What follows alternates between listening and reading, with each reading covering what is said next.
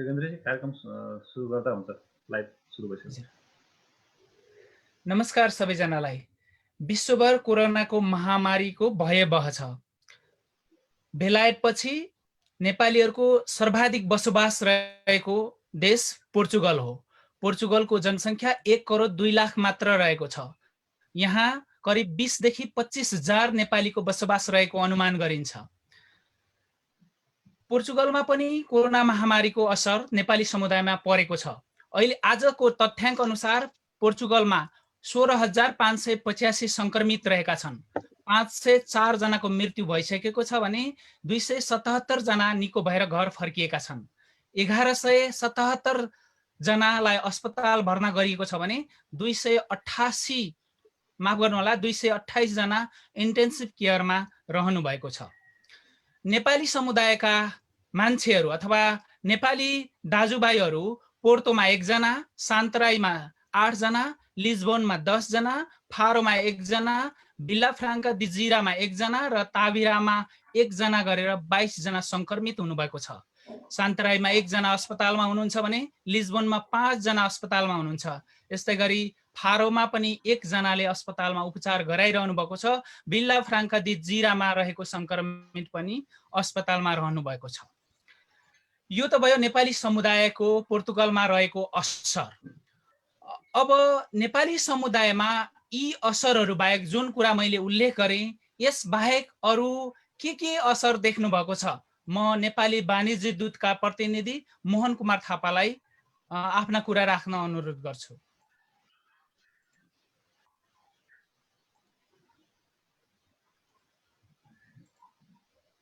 Mute छ तपाईको। भयो होइन? हजुर सुनियो? हजुर। नमस्ते योगेन्द्रजी। एकतर्फ त नेपालीहरू संक्रमित भएर हस्पिटलमा बस्नुपर्ने, अर्कोतर्फ क्वारेन्टाइनमा जानुपर्ने, क्वारेन्टाइनमा पनि बस्नुपर्ने, केहीमा पोजिटिभ देखिनुपर्ने। त्यसका साथसाथै अब धेरै नेपालीहरू हामी समूहमा बस्नु पर्ने भएको कारणले गर्दा एक किसिमको त्रास, कोरोनाको त्रास आफ्नो ठाउँमा छ त्यो। र त्यसको अलावा पनि जो यहाँ काम गर्ने कामदारहरू हुनुहुन्छ, सिस्टममा काम जसका भएका छन्, जसका थिए, उनीहरूलाई अटोमेटिकली उनीहरूले केही गर्नु परेको छैन, अटोमेटिक उनीहरूको कम्पनीले गरेको अवस्था छ। केही छिटफुट घटनाहरूमा त्यहाँ अब नेपाली संलग्न भएका ठाउँहरूमा पनि होलान् र केही छिटफुट चाइनिजहरू संलग्न भएका ठाउँहरूमा, समग्रमा भन्दाखेरि बदमास साहुहरू भएको ठाउँमा केही ट्रबल भएको हुनसक्छ, त्यो छ। र अर्को किसिमको त्रास के भइरहेछ भने यो कहिलेसम्म लम्बिने हो, सोसल्ली हामीले कहिलेसम्म पाउने हो, यो त्यसपछिको अवस्था के हुने हो भन्ने एक किसिमको त्रास त स्वाभाविकै छ योगेन्द्रजी।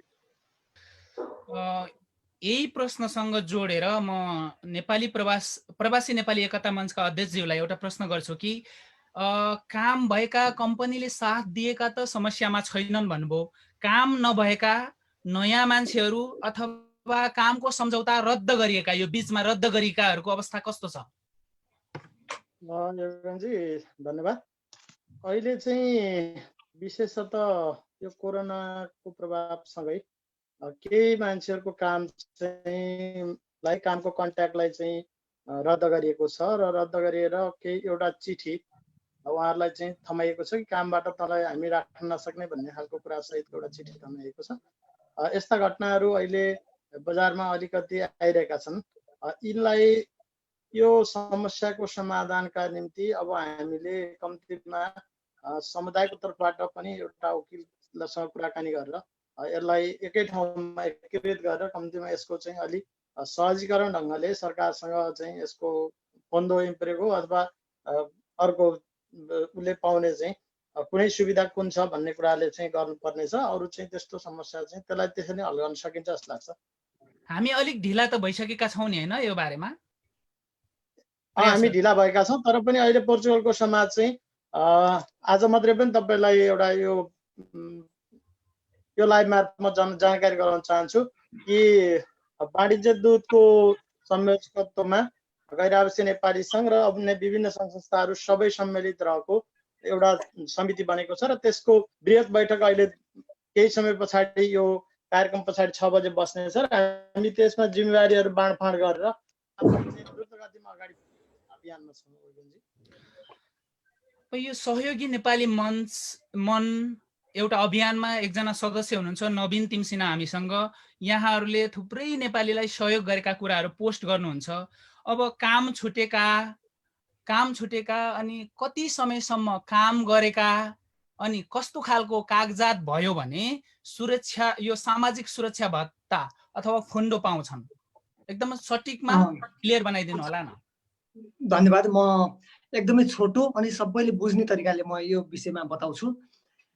सबैभन्दा पहिला जति पनि मार्च 18 पछि सेफ इन्ट्री 18 भन्दा पहिला सेफ इन्ट्री गर्नुभएको साथीहरू हुनुहुन्छ, चाहे उहाँहरू कार्ड पाएको अथवा मार्च 18 भन्दा पहिला सेफ इन्ट्री गरेको, सो साथीहरूले मैले अस्ति पनि भिडियो सेयर गरेको थिएँ, उहाँहरू आफैले पनि त्यो सिस्टमबाट निकाल्न सक्नुहुन्छ। मैले नवीन खबर पेजमा राखेको छु कसरी निकाल्ने भनेर। सेफले एउटा सर्टिफिकेट दिएको छ, sapa.safe.pt मा त्यो पोर्टल लगइन गरे पछाडि एउटा सर्टिफिकेट निकाल्न मिल्छ म्यानिफेस्टो अफ इन्ट्रेस्टको ग्रिन एरो फलो गरेर। त्यो सर्टिफिकेटले के भनेको छ भन्दाखेरि यो आपतकालीन अवस्थासम्मको लागि त्यस सर्टिफिकेटले यहाँको रेसिडेन्सी सरह मान्य हुने कि नहुने भन्ने कुरामा धेरैजनाको दुविधा छ। यसलाई म क्लियर गराउन चाहन्छु। त्यो सर्टिफिकेट रेसिडेन्सी कार्ड होइन, रेसिडेन्सी कार्डको लागि बायोमेट्रिक्स हुनैपर्छ। तर त्यो सर्टिफिकेटले यो आपतकालीन अवस्थाभरि कसैलाई स्वास्थ्य सेवा र सामाजिक सुरक्षा सेवा यी दुईटाको उपभोग गर्न पाउँछन् भनेर सरकारले भनेको छ। त्यही अनुसार अब म अर्को कामको कुरालाई जोड्न चाहन्छु। त्यही अनुसार कोही पनि साथीहरूले त्यो सर्टिफिकेट लिनुभएको छ भने अनलाइनबाटै अहिले सेन्ट्रल साउदी पेपर एप्लाई गर्न सक्नुहुन्छ। त्यसको लागि पनि मैले लिङ्क राखिदिइसकेको छु साथीहरूलाई र धेरै साथीहरूले गरि पनि सक्नु भएको छ। अर्को कुरा यो डिसेम्ब्रेको फुन्दो लेअफको कुरामा चाहिँ लेअफ र फुन्दो भनेको दुईटा कुरा छ। एकदमै छोटो मिठो तरिकाले भन्नु पर्दाखेरि लेअफ भनेको तिनलाई लागू हुन्छ जसको कन्ट्र्याक्ट काटिएको छैन। लेअफ भनेको कुनै पोर्चुगलमा कुनै पनि व्यवसाय यो आपतकालीन अवस्थाको कारणले व्यवसायमा मन्दी आए पछाडि लेअफ दिइन्छ। लेअफ भनेको कन्ट्र्याक्ट नकाटिएको र त्यो कम्पनीहरूले कतिपय कम्पनीहरूले 100% तलब दिएका छन्, तर कतिपय कम्पनीहरूले 70% अथवा 66% दिएका छन्। किन भन्दा उनीहरूलाई सोसियल दिने भनेको 70% हो।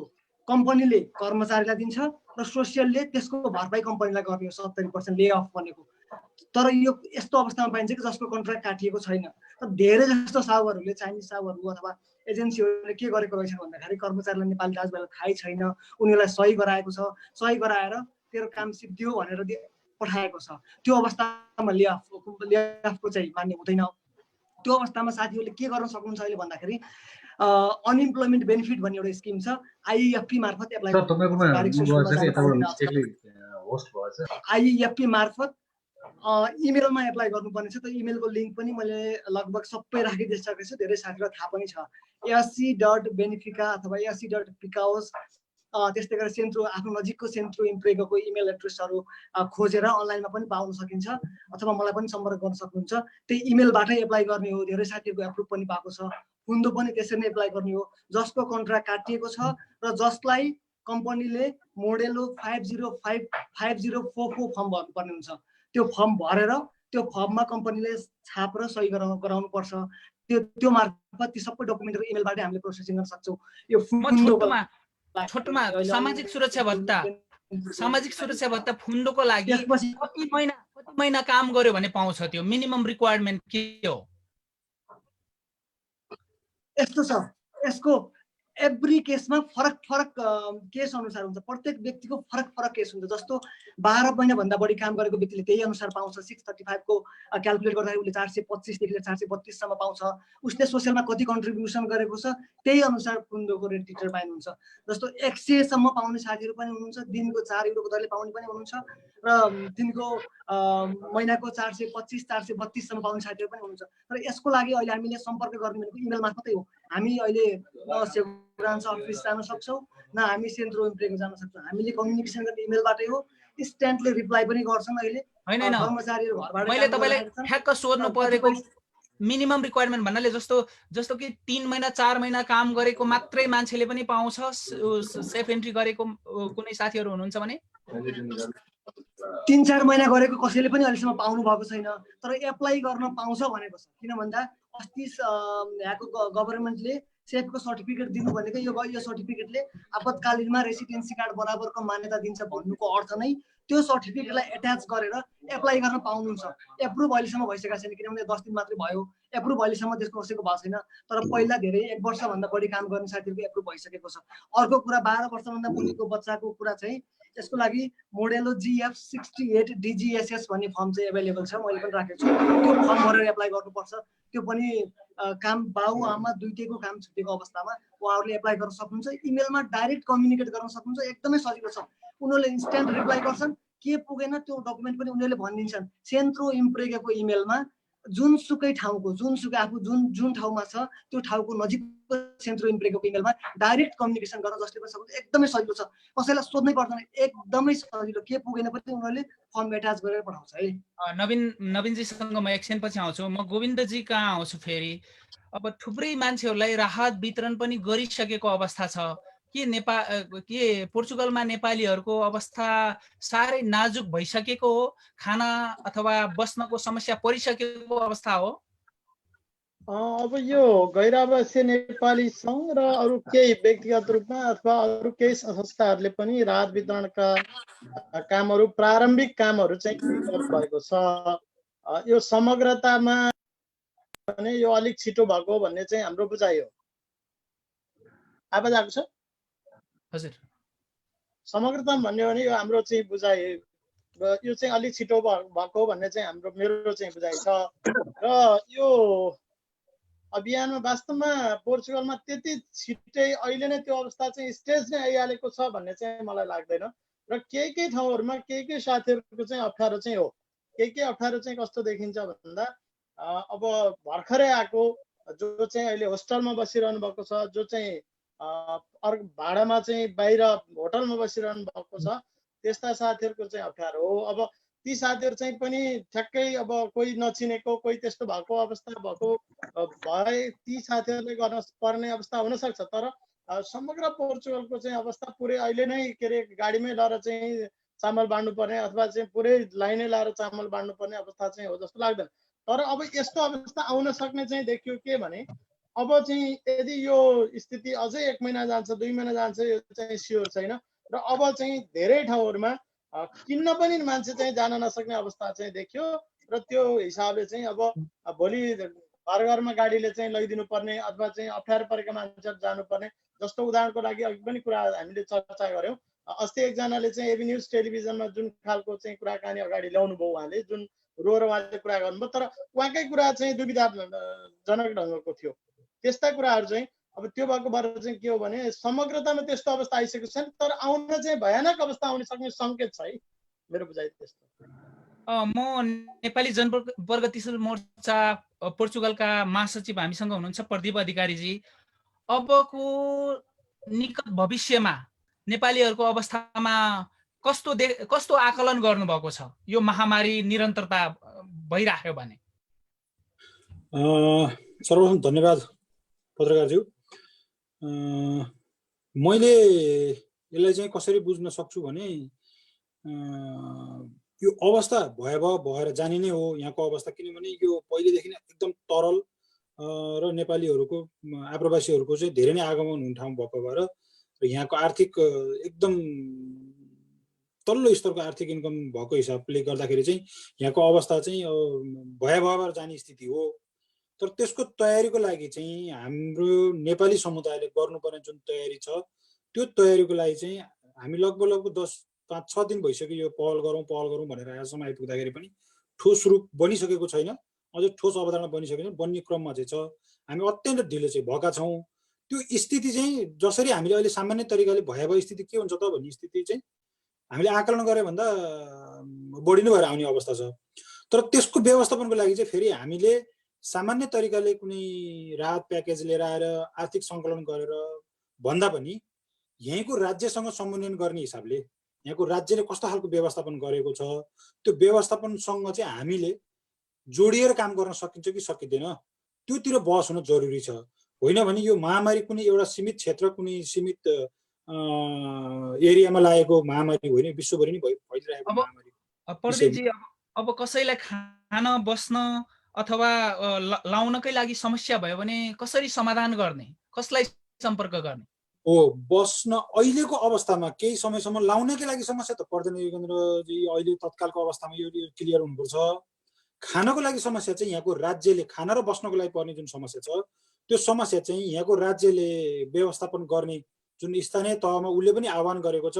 हामीले यो रातको एनआरएनले सञ्चालन गर्नुभन्दा केही समय अगाडि यहाँको राज्यले चाहिँ एउटा निर्देशित के जारी गरेको थियो भने तपाईँहरू कसैले पनि राहत कोष चाहिँ अहिले वितरण नगर्नुहोस् भनेर हाम्रो नेपाली मिडियामा पनि आइरहेको थियो। त्यही भएर त्यो खाना र बस्नको लागि चाहिँ यहीँको राज्यले सान्दा काजा जस्तोहरू संस्थाहरूमा चाहिँ खानाको व्यवस्था गरेको छ। त्यो कोअर्डिनेसन चाहिँ बरु हामीले गराउनुपर्छ। त्यो निश्चित एरियामा छ त्यो चाहिँ व्यवस्थापन। त्यो व्यवस्थापन गर्नको लागि चाहिँ कोअर्डिनेसन गर्ने जरुरत चाहिँ पर्दछ।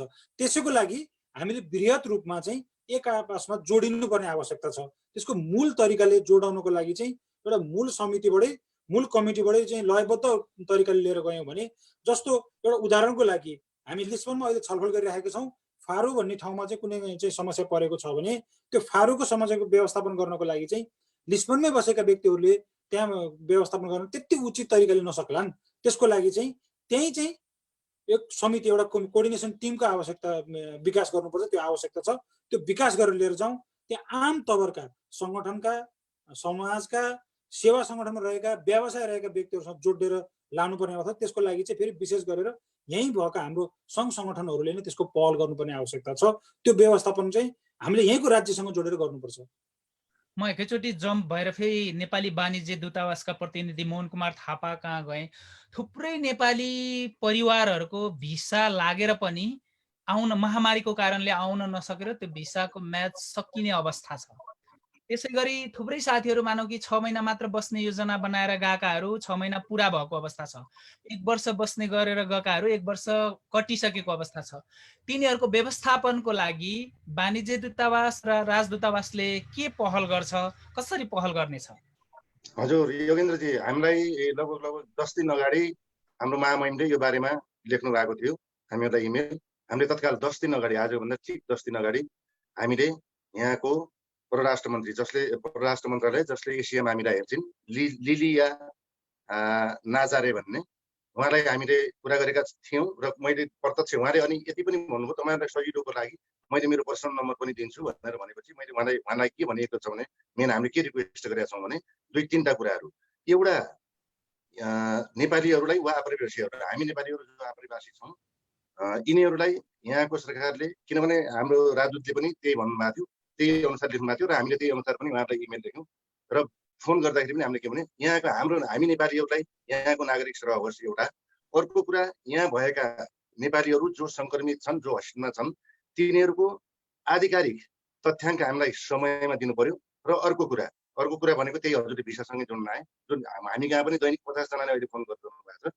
हामी नेपाल छौँ, हाम्रो भिजा फ्यामिली भिजा लागिरहेछ भन्नु, अर्को महिना सकिँदैछ, के हुन्छ भनेर।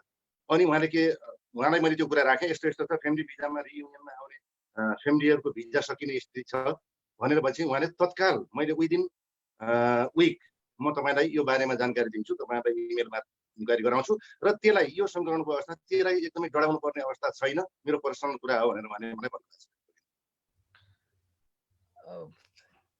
म अब फेरि नवीनजी कहाँ जान्छु।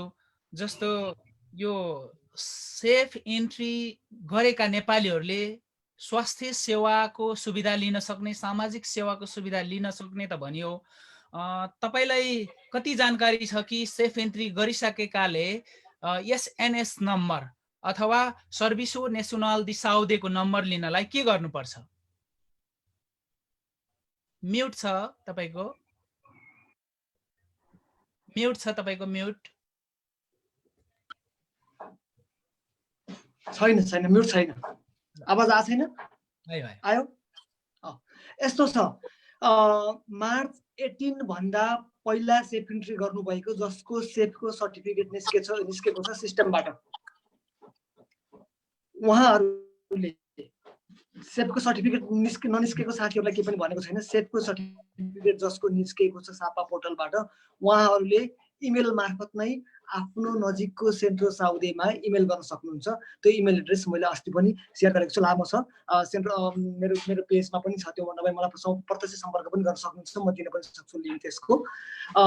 त्यो एप्लाई अनलाइन गरे पछाडि अहिलेसम्म कसैको पनि आएको छैन, तर उनीहरूले यसरी एप्लाई गर भनेका छन् र सबैले इमेल पनि गरिराखेका छन्। अब त्यो इमेल उनीहरूको रिप्लाई, इन्स्ट्यान्ट रिप्लाई त आएको छ, एउटा अटोमेटिक रिप्लाई। त्यसपछि उनीहरूले प्रोसेसिङ गरेर आउने अहिलेसम्म पनि एकजनाको पनि आइसकेको छैन। किन भन्दा अप्रिलको 1 गते सुरु गरेको यो सिस्टम आज 10 दिन भएको छ, सायद आउला, त्यो होप गरौँ। तर गभर्मेन्टले भने अनुसार उपचार गर्न अप्लाई नगरेकोहरूले कसरी गर्ने ठ्याक्क भनिदिनुस् न। यसरी इमेल मार्फतै गर्ने हो। अहिले धेरै कुराहरू अनलाइनमा छन्, अनलाइन मार्फतै गर्ने हो। अहिले सेन्ट्रो साउदीमा जानु मिल्दैन, अनलाइन मार्फतै गर्ने हो। त्यसको लिङ्कको लागि, त्यसको इमेल एड्रेसको लागि त्यो मलाई सम्पर्क गर्न सक्नुहुन्छ, अथवा मैले नवीन खबर पेजमा पनि राखेको छु, त्यसको सबै डिटेल बनाएर राखेको छु मैले। सजिलो छ, एकदमै सजिलो। त्यसमा के लेख्नु पर्यो भन्दाखेरि आफ्नो फिनान्स नम्बर, आफ्नो सोसियल नम्बर, आफ्नो एमआई नम्बर भन्छ, जुन सेफ इन्ट्री गरेको एक्सप्रेसन अफ इन्ट्रेस्ट नम्बर भन्छ, त्यो नम्बर राख्ने, अनि एड्रेस राख्ने, जुनता एड्रेस आफ्नो जुनता के को छ, त्यो 4वटा कुराहरू लेख्ने। मेरो यो हो, पोर फेबर अजुता म्यु पारा एसएनएस नुमेरो अथवा पारा सेन्ट्रो साउदी लेखेर, अथवा इङ्ग्लिसमा लेख्दा पनि हुन्छ। त्यति लेखेर डकुमेन्ट एट्याच गर्नु पर्यो। के एट्याच गर्नु पर्यो? फिनान्स पेपर एट्याच गर्नु पर्यो, पासपोर्ट कपी एट्याच गर्नु पर्यो, त्यसपछि सेफको सर्टिफिकेट एट्याच गर्नु पर्यो त्यो निकालेर, अथवा रेसिडेन्स कार्ड भएकोहरूले रेसिडेन्स कार्ड एट्याच गर्नु पर्यो। त्यसपछि सोसियलको पेपर अनि जुनता एट्याच गरेर त्यो इमेलमा पठाइदिने हो। उनीहरूले जसको रेसिडेन्स कार्ड छ उसको एसएनएस नम्बर बनाएर पठाइदिन्छ, तर जसको रेसिडेन्स कार्ड छैन तिनीहरूलाई सेन्ट्रो साउदी पेपर इन्स्क्रिज साउदी सेन्ट्रो साउदी भन्छ, त्यो उनीहरूले बनाएर पठाइदिन्छु भनेको छ। तर आजसम्म एकजनाको पनि आएको छैन है। एप्लाई धेरैले गर्नुभएको छ, आएको एकजनाको पनि छैन। किनभने पहिलोपटक एप्लाई मैले गर्दै थिएँ, त्यो आएको छैन। हुन्छ नवीनजी कहाँ, म एकछिनपछि आउँछु। अब म राष्ट्रिय स्वास्थ्य सेवा पोर्तुगलमा कार्यरत एकजना नर्स हुनुहुन्छ, सम्भवतः नेपालको पहिलो नेपाली नर्स पोर्तुगलमा। अरूको बारेमा हामीलाई जानकारी छैन। उहाँलाई अहिलेको यो कोरोना भाइरस 2019 अथवा कोभिड-19 का लक्षणहरू के हुन्? के भयो भने हामीलाई कोभिड लागेको हो कि अथवा कोरोनाको संक्रमण भएको हो कि भनेर आशंका गर्ने हामीले? हेलो हजुर, प्रश्नको लागि धन्यवाद। पहिला सुरु त अहिले जताततै फैलिएको यो त्रास कोरोना भाइरस चाहिँ पहिला सुरु वुहानबाट आएको हो र यो चाहिँ चमेरो र कोब्राबाट चाहिँ मानिसमा सरेको भनेर अनुमान गरेको थियो र यो विशेष गरी चाहिँ श्वास प्रश्वास र निमोनिया भएको बिरामी निमोनिया निम्त्याउँछ भनौँ न। यसले श्वास प्रश्वास र निमोनिया जस्ता फोक्सोजन्य रोगहरू निम्त्याउँछ र यसको लक्षण भनेको चाहिँ पहिला सुरु ज्वरो आउने, अनि सुक्खा खोकी, अनि श्वास प्रश्वासमा एकदम गाह्रो हुने जस्तै श्वास आउने, अनि अरू सामान्य जस्तै पखालाहरू लाग्ने, अनि छाती दुख्ने, अनि टाउको दुख्ने, मुटुको ढुकढुकी बढ्नु, एकदम मुटु श्वास मुटुको ढुकढुकीहरू बढ्ने, मांसपेशी दुख्यो इत्यादि भयो भने चाहिँ कोरोनाको योहरू चाहिँ लक्षणहरू हुन्। अनि WHO अनुसार चाहिँ निरन्तर 102 103 फरेनहाइट ज्वरो आएमा र सुक्खा खोकी लागेको छ र श्वास प्रश्वासमा गाह्रो छ, श्वासमा एकदम बढेको छ, मुटुको धड्कन एकदम बढेको छ र त्यस्तो व्यक्तिहरू चाहिँ अरू कोरोना लागेको व्यक्तिहरूसँग घुलमिल भएको छ अथवा कोरोना लागेको व्यक्तिहरूसँग सम्पर्क भएको छ भने त्यस्ता व्यक्तिलाई चाहिँ कोरोना सस्पेक्ट भन्ने गरिन्छ र त्यो व्यक्तिमा चाहिँ कोरोनाको जाँच गर्न एकदम अति आवश्यक हुन्छ। र मैले थोरै जोड्न चाहे, कोभिड-19 प्राय जस्तो चाहिँ महिलाहरूलाई भन्दा पुरुषहरूलाई बढी लाग्ने गर्दछ। किनभने पुरुषहरूले चाहिँ ज्यादै तथ्याङ्क अनुसार, एक अध्ययन अनुसार चाहिँ पुरुषहरूमा चाहिँ ज्यादै संक्रमण भएको कारण चाहिँ पुरुषहरू बढी धुम्रपान गर्ने र महिलाहरूमा चाहिँ एक्स क्रोमोजोम फ्याक्टर भन्छौँ हामी, जुन एक्स क्रोमोजोम फ्याक्टर भएको कारणले गर्दा चाहिँ महिलाहरूमा इम्युनिटी पावर, हामी रोगसँग लड्ने क्षमता भन्छौँ, त्यो महिलाहरूकोमा भएकोले महिलाहरूलाई चाहिँ कम संक्रमण देखिएको छ भने पुरुषहरूमा धेरै संक्रमण देखिएको छ। र अर्को भनेको 60+ एकदम बुढापाकाहरू 60+ जुन बुढाबुढीहरूलाई चाहिँ दीर्घ रोग लागेको छ, जस्तै सुगर, मुटुको रोग, फोक्सोको रोग, नसाको रोग आदि सम्बन्धी रोग भएको छ, त्यस्ता बिरामीहरूमा चाहिँ एकदम जोखिम देखिएको छ। र यसमा मैले अझै अलि थोरै पनि थप्न चाहे, सार्ने यसको मेन सर्ने माध्यम भनेको चाहिँ हामीले जसरी हाँछ्यौँ गर्दा अनि खोक्दा नाकबाट र मुखबाट निस्किने जुन सिङ्गान र थुक्का थोपाहरूका माध्यमबाट सर्छ र जसरी हामीले खोक्छौँ र हाँछ्यौँ गर्छौँ त्यो थोपाहरू चाहिँ कुनै सतहमा गएर खस्छ, कुनै व्यक्तिले त्यो सतहमा भएको कुनै वस्तु छोएमा र त्यही हातले मुख नाक र आँखामा छोएमा चाहिँ यो भाइरस सर्ने गर्दछ। र त्यति मात्र नभइकन कुनै सङ्क्रमित व्यक्तिसँग हात मिलाउनु भयो या सम्पर्कमा आउनुभयो छुनुभयो भने पनि यो भाइरस चाहिँ सर्ने गर्दछ। मैले अलिकति थोरै एड के गर्न चाहेँ भने मलाई सबैले सोधिरहनु भएछ कि कोरोना भाइरस शरीरमा कसरी प्रवेश गरिसकेपछि चाहिँ के हुन्छ बहिनी, र यो सुगर लागेको पेसेन्टहरूलाई चाहिँ कोरोनाले किन धेरै कम्प्लिकेसनहरू किन धेरै ल्याउँछ, हाई ब्लड प्रेसरमा किन धेरै कम्प्लिकेसन ल्याउँछ भनेर म्याक्सिममले मलाई यही मेसेज गर्नुभएछ। यसको रिप्लाईमा चाहिँ म के दिन चाहन्छु भन्दाखेरि यो भाइरस पहिला सुरु त घाँटी र हाम्रो श्वास प्रश्वास नलीको यस्तो माथिल्लो भागमा गएर बस्छ अनि यसको सङ्क्रमण पहिला चाहिँ सामान्य रहन्छ र व्यक्तिमा रुगाखोकी घाँटी दुख्ने र सामान्य लक्षणहरू देखिन्छ। पछि चाहिँ मानिसको रोगहरू यो प्रतिरोध प्रणालीले भाइरससँग लड्न थाल्छ अनि लड्न थालिसकेपछि चाहिँ शरीरको हाम्रो तापक्रमहरू फिभर हुन थाल्छ हामीलाई अनि फिभर पनि बढ्दै जान्छ अनि कोरोना भाइरसले चाहिँ फोक्सोमा रहेको हाम्रो सेल्स लङ्सको सेल्स भन्छौँ हामी कोशिकाहरू त्यसलाई चाहिँ मार्न थाल्छ। त्यसपछि इन्फेक्सन बढ्दै जान्छ, फैलिन थाल्छ र साथसाथै फोक्सोमा रहेको योर स्याक भन्छौँ हामी, यसरी गरेर बसेको हुन्छ योर स्याक जहाँ चाहिँ हामीले ग्यास एक्सचेन्ज हुन्छ, कार्बन अक्सिजन जुन हामीलाई चाहिने अक्सिजन हामीले लिन्छौँ र कार्बन डाइअक्साइड फ्याँक्ने काम गर्छ उसले र अक्सिजन सबै बडीमा रेगुलेट गरिदिन्छ। त्यो स्याक्समा चाहिँ इन्फ्लामेसन हुन्छ र त्यो ड्यामेज हुन्छ। त्यसपछि फोक्सोलाई चाहिँ नचाहिने अरू बाहिरको तरल पदार्थहरू चाहिँ त्यसमा भरिन थाल्छ। तब मान्छेलाई यस्तो अवस्थामा चाहिँ श्वास प्रश्वासमा गाह्रो हुने, श्वास हुने, निमोनिया देखिन्छ र शरीरमा अक्सिजनको कमी देखिन्छ अनि त्यसपछि मान्छेलाई चाहिँ अक्सिजन हाल्नुपर्ने हुन्छ, भेन्टिलेटरमा राख्नुपर्ने हुन्छ। अनि अरू भनेको ब्लड प्रेसरमा किन धेरै देखिन्छ भन्दाखेरि ब्लड प्रेसर भएको पेसेन्टहरूमा चाहिँ हाम्रो आर्टरिजहरू ड्यामेज हुन्छ, नसाहरू ड्यामेज हुँदै जान्छ अनि हार्टले चाहिँ ब्लडहरू लेस सप्लाई गर्छ। लेस सप्लाई गरिसकेपछि चाहिँ एकदम हार्टलाई एकदम गाह्रो हुन्छ, पम्प ब्लड गर्न चाहिँ एकदम गाह्रो हुन्छ अनि कोरोना भाइरसले कारणले गर्दा हाम्रो हार्टमा भएको मसल्सहरूमा चाहिँ एट्याक गर्छ अनि त्यहाँ इन्फेक्सन्सहरू हुन्छ। त्यसैले गर्दा हार्ट एट्याक भएर चाहिँ मान्छेहरू कोल्याप्स हुन्छ। अनि अरूमा भनेको डायबिटिजहरूमा चाहिँ डायबिटिज लागेपछि चाहिँ सुगरहरू बढ्दै जान्छ, हाम्रो इम्युनिटी पावरहरू घट्दै जान्छ। त्यसपछि आएर हाम्रो ब्लडमा भएको ग्लिकोप्रोटिन भन्छौँ हामी, त्यो चाहिँ ठिकै हुन्छ, एकदम मोटो बढ्दै जान्छ, ब्लड भेसल ठिक हुन्छ, ड्यामेज हुन्छ अनि हामीलाई चाहिँ रेनल फेलर किडनी फेलरहरू हुन्छ। त्यही भएर चाहिँ एकदम डायबिटिज सुगर लागेको र हाई ब्लड प्रेसर भएको पेसेन्ट र आजमा भनेको दमको बिरामीमा यो चाहिँ एकदम कम्प्लिकेटेड छ, त्यही भन्न चाहन्छु।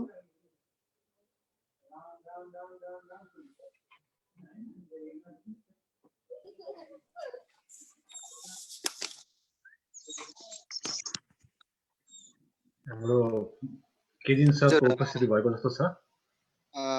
नमस्कार, माफ चाहन्छु सर्वप्रथम त, किनभने यो टेक्निकल्ली साथीहरूले मलाई जोड्नुभयो, फेरि आफै गयो र ट्राई गर्दा पनि भएन, अहिले बल्ल भयो। आजको यस कार्यक्रममा उपस्थित सम्पूर्ण सहभागी वक्ता महोदयहरू र कार्यक्रम सञ्चालकद्वय, नेपाल पत्रकार महासङ्घ पोर्चुगलका अध्यक्ष योगेन्द्र मिलन छन्ताल, त्यसै गरी अस्ट्रियाबाट रविचन्द्र भट्टराई, नेपाल पत्रकार महासङ्घ युरोप शाखाका कार्यकारी सदस्य, उहाँहरूलाई धन्यवाद र आगामी कार्यक्रम सञ्चालनको निमित्त म माफी चाहँदै अगाडि जानको निम्ति अनुरोध गर्दछु। धन्यवाद। म केजिन राई, बेल्जियमबाट। रवि सर अथवा हाम्रो योगेन्द्रजीको चाहिँ त्यहाँ केही टेक्निकल मिस्टेक भएको जस्तो छ। म यसै सन्दर्भमा एउटा कुरा अगाडि बढाउन चाहेँ। अब हामीले पोर्चुगलको विषयमा त बाहिरबाट त्यति धेरै देख्न सकिँदैन जति त्यहाँको पत्रकार साथीहरूले देख्नुहुन्छ। तैपनि अहिले मैले समग्र रूपमा हेर्दाखेरि हामीले यो पोर्तुगलको विषयमा कुरा अगाडि बढाउने भनेर कार्यक्रमको सेड्युल बनाउँदाखेरि गैर आवासीय नेपाली सङ्घ पोर्तुगललाई विशेष चाहिँ हामीले उहाँका अध्यक्षज्यू अथवा चाहिँ उहाँको समय छैन भने उपाध्यक्षज्यूहरूलाई बोलाउने भन्ने कुरो थियो। तर उहाँहरूले सबैले चाहिँ एकदमै ल है म त जानुहुन्न त्यहाँ जस्तो गरेर चाहिँ हामी त्यहाँ गयौँ भने त बर्बादै हुन्छ जस्तो गरेर उहाँहरूले आउनु भएन। आज कोही पनि उहाँको सहभागी नै उपस्थित हुन चाहनु भएन। म हाम्रो प्रवासी नेपाली एकता मञ्चका अध्यक्षज्यूलाई यस विषयमा एउटा प्रश्न के गर्न चाहन्छु भने कस्तो छ त्यहाँको समाजमा, त्यहाँको सामाजिक संस्थाहरूको बिचको एकअर्काको अवस्था कस्तो छ? तपाईँहरूको चाहिँ मिलेमतो अथवा चाहिँ केही समस्या भएर हो कि किन हो, के कारणले तपाईँलाई के लाग्छ, के कारणले उहाँहरूको कोही पनि कार्य समितिका कोही पनि उपस्थितै हुन नसक्नुको मुख्य कारण के जस्तो लाग्छ? तपाईँले के बुझ्नु भएको छ यस विषयमा?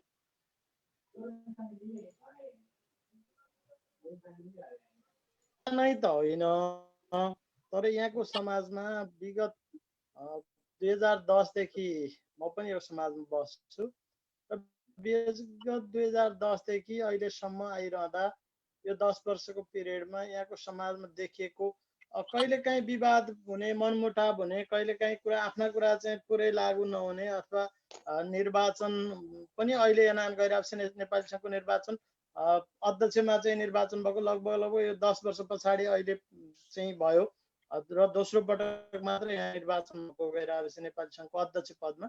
त्यो हिसाबले चाहिँ अब साथीहरूलाई त्यस्तो पुरै बायसै हुनुपर्ने केही हुनुपर्ने त्यस्तो त लाग्दैन। अब यो फेरि अहिले हामी चाहिँ यो अत्यन्त महामारीको बेलामा छौँ। अरू कुरा चाहिँ पछि विवादका आफ्ना कुरा चाहिँ पछाडि राखेर भए पनि यो बेला चाहिँ समग्र यो समस्या यो महामारीमा एकताका साथ जुट्नुपर्छ भन्ने चाहिँ भावना चाहिँ छ। र अहिले अब एकाध मान्छेका चाहिँ आफ्ना व्यक्तिगत कुरा, व्यक्तिगत तर्क, व्यक्तिगत हिसाबले चाहिँ त्यस्तो असन्तुष्टि रहने कुरा चाहिँ हुनसक्छ। त्यो चाहिँ अब समग्र धेरै ठाउँमा त्यस्तो हुन्छ। तर पोर्चुगलको समाज त्यति धेरै असन्तुलित छ भन्ने चाहिँ लाग्दैन है मेरो बुझाइमा। र पोर्चुगलको समाज त्यस्तो खालको त्यस्तो होइन। तर के भने अब एकाध आफ्नो कुरा चाहिँ हुन्छन् र यो गैर आवासीय नेपाली सङ्घको हकमा आज अब अध्यक्ष चाहिँ अर्को मिटिङको तयारीको निम्ति चाहिँ बिजी हुनुहुन्छ होला भन्ने चाहिँ लाग्छ। यो बिचमा मलाई 2-3 पटक फोन पनि गर्नुभएको छ अध्यक्षले। अब मैले यहाँ काटिरहेको छु किनभने हामी लाइभमा छौँ र अध्यक्ष चाहिँ आज त्यो एउटा उहाँ सदस्य सचिव भएको हुनाले पनि त्यो मिटिङमा जानुपर्ने चाहिँ उहाँको बाध्यतात्मक अवस्था हो। अब त्यहाँ त्यो तयारीका निम्ति उहाँ लाग्नु भएको छ होला। अरू साथीहरू चाहिँ अब के कारणले आउनु भएन त्यो चाहिँ त्यस्तो चाहिँ अब ठ्याक्कै जानकारीमा छैन। अरू साथीहरू फेरि म यो बिचमा चाहिँ गैर आवासीय नेपाली सङ्घका धेरै साथीहरूसँग धेरै अब खुलेर कुरा गर्न पनि पाएको छैन। यो बिचमा ठ्याक्क म बिचमा 2 महिना चाहिँ बाहिर थिएँ र 2 महिना पछाडि यहाँ आउँदाखेरि अहिले चाहिँ अब तत्काल नै कोरोनाले फेरि ठ्याक्कै एट्याक गरेको अवस्था पनि छ। र यो हिसाबले त्यस्तो पोर्चुगलको समाज अत्यन्त त्यस्तो चाहिँ भन्ने मलाई चाहिँ लाग्दैन त्यस्तो विभाजित छ, त्यस्तो चाहिँ पुरै छ भन्ने। तर केही समस्याहरू छन्, अब केही छिटपुट समस्याहरू छन्। यो समस्याहरू पनि बसेर सबै छलफल गर्दा चाहिँ आफ्नो ठाउँमा पुग्छन् भन्ने चाहिँ लाग्छ।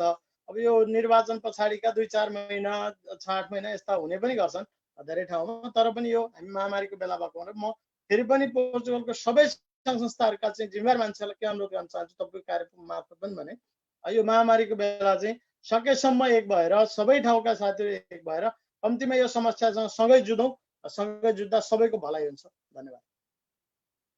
म फेरि मोहन कुमारजी कहाँ आएँ। मोहन कुमार थापाजी, यो पोर्चुगिज भाषामा जारी सार्वजनिक सूचनाहरू, नियम र कानुनका बारेमा खास गरेर नेपाली वाणिज्य दूत र गैर आवासीय नेपाली सङ्घ राष्ट्रिय समन्वय परिषदले नै जानकारी गराउनु पर्ने हो यी कानुनहरूको बारेमा। तर यहाँहरूको आधिकारिक पेज अनि वेबसाइटहरूमा केही पनि अपडेट भएको पाइँदैन। यसको जिम्मेवारी को अथवा के अरूले पनि दिनुपर्ने हो? स्वभावैले एगेन्जी हजुरले भने जस्तै हजुरले मात्रै होइन सबैलाई सबैबाट अप्ठ्यारो परेको बेला, महामारीको बेला, हामीलाई सङ्कट परेको बेला यो अवश्य पनि आउँछ। किनभने यहाँभन्दा पहिला नर्मल्ली कतिपय कुराहरू सङ्कटका बेलाहरू आउँछन्, कतिपयका झगडा मिल्छन् पनि सङ्कटकै बेला। यो गर्नु पर्थ्यो, हामीबाट ढिला भयो यो गर्नको लागि। हामीले हाम्रो लयरलाई भनेका छौँ र हामीले इभन हाम्रो स्टाफलाई पनि अहिले जब अब यो हामीले किन जब यो सङ्कटकाल लायो उनलाई जति बेला नेपालीहरूलाई आवश्यक पर्छ त्यति बेला मात्रै अफिसमा बोलाउने र उनीहरूको डकुमेन्ट्स गरिदिने शर्तमा चाहिँ उनलाई घरमा राखेका छौँ अहिले हामीले। र यो तपाईँहरूले पहिला कुरा जस्तै आजको मात्रै कुरा होइन कि तपाईँहरूले अस्तिदेखि पनि कुरा उठाउनु भएको थियो एजेन्सीले पनि, ल है यो ढिलो भयो, यो तपाईँहरूले गर्नुपर्छ भनेर दबाब एक किसिमको जुन आएको थियो यो एकदम राम्रो हो हेर्नु एजेन्सी। र हामीले भनेका छौँ ढिलो चाँडो, जस्तै ढिलो भयो होला, जस्तै हामी कतिपय एक्सपर्टहरू छन्, जस्तै हाम्रो नवीनजी हुनुहुन्छ उहाँ होइन, अब जस्तै उहाँहरूसँग पनि कोअर्डिनेट गर्छौँ। कतिपय मन फाटेका कुराहरू छन् भने पनि हजुरको यही महामारीले जोड्ला भन्ने पनि लाग्छ मलाई, किनभने सबै नेपाली समुदायलाई यसले जोड्छ नै। आजसम्म पनि केही होलान्, अब हिजोसम्म पनि केही थिए भने पनि भोलिका दिनमा अवश्य पनि यसले एउटा हामीलाई पाठ पनि सिकाएको छ। हामी यहाँका विज्ञ साथीहरू जति हुनुहुन्छ, जस्तै नवीन मैले भने हजुर, इभन हजुरलाई नवीनजीलाई यस्तै अरू जो चाहिँ आफ्नो तहबाट समाज सेवामा लाग्नु भएको छ, यति बेला सँगै हरेक मान्छे आफू नेपाली भएर बस्ने, आफू नेपाल भएर बस्ने भए हुनाले केही कमी कमजोरी भएका छन् र त्यसलाई चाहिँ हामी निकट भविष्यमै अब यही महामारीको सेरोफेरोमै यसलाई सच्याउने प्रयास गर्छौँ र गर्छौँ त्यो हाम्रो तर्फबाट। र अहिले म प्रदीप अधिकारीजी कहाँ आउँछु। सुरक्षाकर्मीहरू र स्वास्थ्य कर्मीहरूले कोरोनाको आशंकामा हाम्रा नेपाली तथा इन्डियन र बङ्गलादेशीहरूलाई क्वारेन्टाइनमा लिने बेलामा उहाँहरूले नबुझेर उहाँहरू सम्पर्कविहीन भएको भागेको कुराहरू पनि प्रकाशमा आएका छन्, बाहिर सार्वजनिक भएका छन्। त्यस्ता साथीहरूलाई के सुझाव दिन चाहनुहुन्छ? पक्कै पनि क्वारेन्टाइन भनेको रोगमा फसाउने होइन अथवा ज्यान फाल्न जाने ठाउँ होइन। हजुर हो, पक्कै पनि पत्रकारजी तपाईँले एउटा सान्दर्भिक प्रश्न उठाउनु भयो। यसको पहिलो जिम्मेवारी त यहीँको जिम्मेवारी निकाय सङ्घ सङ्गठन र अवैधानिक दूत एनआरएनले म जिम्मेवारी ठान्दछु, किनभने हामीले सही ढङ्गले सूचना सम्प्रेषण गर्न नसकेकै हौँ। कोरोनाको बारेमा चाहिँ यो जब चाहिँ कोरोना महामारी फैलिँदै गयो त्यति बेला नै हामीले चाहिँ यो सूचना चाहिँ चुस्तदुरुस्त बनाउनु पर्छ है भन्ने खालको हिसाबले चाहिँ, जस्तो मैले काम गर्ने सङ्गठनमा हामीले बैठक बसेर सामान्य जानकारी त गरायौँ, तर त्यही पनि हामी पनि फेरि पूर्ण थिएनौँ। त्यो पहल चाहिँ यो यहाँ भएका विभिन्न सङ्गठन समाजसेवीहरू चाहिँ एकरूपतामा आउनुलाई त्यति बेला नै पहल गर्नु पर्थ्यो। यो हामीले एउटा कमजोरी गऱ्यौँ पहिलो कारण चाहिँ।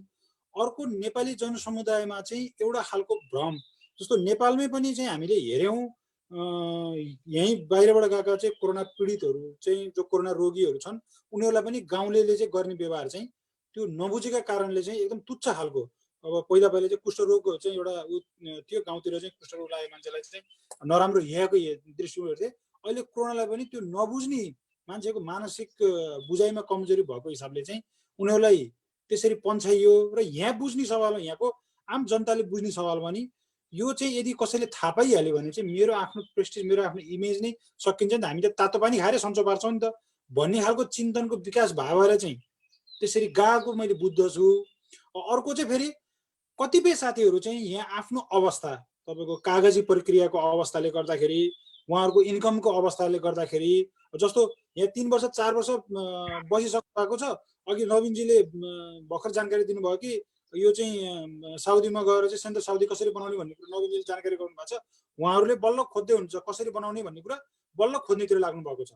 भनेपछि उहाँहरूलाई चाहिँ यति बेला चाहिँ यदि हामीलाई रोग लागिहाल्यो भने पनि हामीसँग सेन्ट्रल साउदी पेपर बनेको छैन या मसँग पर्याप्त भिजा छैन, त्यो भएपछि मैले चाहिँ कुनै फेसिलिटीहरू पाउन सक्दिनँ, म त यत्तिकै झन् भित्रभित्रै सडेर मर्छु या म सकिन्छु भन्ने हिसाबले चाहिँ डर त्यो भित्र जन्मेको भएर चाहिँ उहाँहरू अलिक भाग्नु भएको। त्यसको प्रमुख कारण भनेको चाहिँ सही ढङ्गले सूचना सम्प्रेषण नगर्नु हो। मैले यो सँगै अर्को कुरा के जोडिहालेँ भने यो जुन भाषा यहाँबाट जति पनि सूचनाहरू चाहिँ यो केन्द्रीकृत गरेर लाने सवालमा चाहिँ नवीनजीले चाहिँ अहिले राख्नु भएको चाहिँ जति पनि विषयवस्तुहरू छ त्यही विषयवस्तुलाई पनि केन्द्रीकृत ढङ्गबाट, केन्द्रीकृत भनेको चाहिँ यहाँ सबैको सङ्गठनमा या 6-8 वर्षदेखि, जस्तो अहिले गोविन्दजी पनि चाहिँ यहाँ 8-10 वर्ष पोर्चुगलमा बस्नु भएको छ, भाषाको हिसाबमा यहाँको कानुनको बारेमा उहाँलाई पक्कै पनि ज्ञान छ, लगायतका साथीहरू धेरै ज्ञान भएका साथीहरू हुनुहुन्छ। यो विषयमा यहाँको राज्यले गरेको निर्णयको विषयमा चाहिँ केही विषयवस्तुहरू यस्ता छन् जो विषयवस्तुहरू चाहिँ तत्त व्यक्तिहरूमा चाहिँ लागू हुन्छ। एउटै विषयवस्तु ठोस हुने अवस्था छैन। त्यसको लागि चाहिँ मूल माध्यम भनेको चाहिँ काउन्सिलर नै हुन्छ। एउटा काउन्सिलरको माध्यमबाट चाहिँ सबै चिजलाई सर्कुलेट गर्न सक्यो भने, सबै सूचनाहरूलाई चाहिँ त्यहाँबाट लिपिबद्ध ढङ्गले चाहिँ हामीले लागू सूचना दिन सक्यौँ भने आम जनताहरूलाई चाहिँ धेरै नै राहतको चाहिँ अवस्था सिर्जना हुन्छ। त्यही भएर मुख्यतः यो सूचनाको कुरालाई प्रमुख ढङ्गले ध्यान दिउँ। अझै पनि यो एकदम ढिलो, अति ढिलो भइसकेको अवस्था छ।